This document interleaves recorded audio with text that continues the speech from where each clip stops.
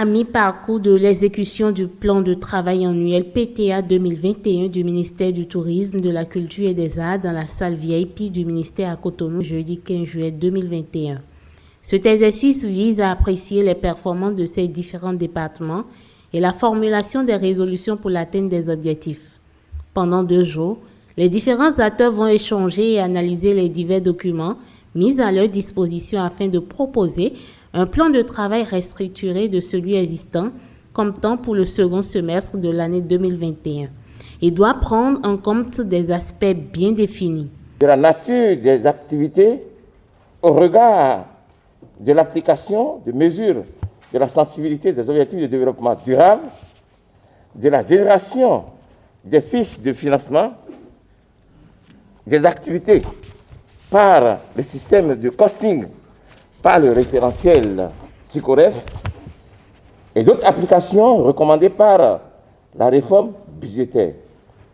Il s'agira tout simplement de s'approprier les différents outils de gestion et de faire en sorte que les performances devront se traduire par des réalisations tangibles des activités qui y sont contenues et qui seront exécutées avec les nouveaux outils impactent durablement les 3 secteurs de notre ministère.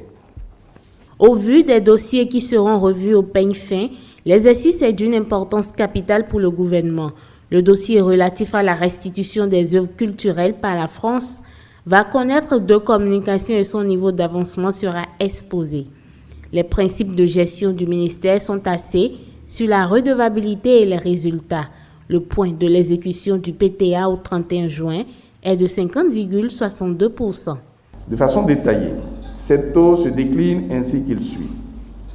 Programme pilotage, 28,97%.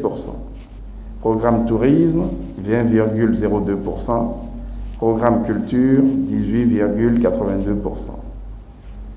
Contrairement aux engagements pris dans cette même salle le 11 février 2021 à l'occasion du lancement de notre PTA, vous constatez avec moi que ces taux sont loin d'être satisfaisants. Cet atelier est le lieu pour les acteurs des 3 entités qui constituent le ministère à œuvrer en synergie pour l'atteinte des objectifs de création d'emplois et de lutte contre la pauvreté.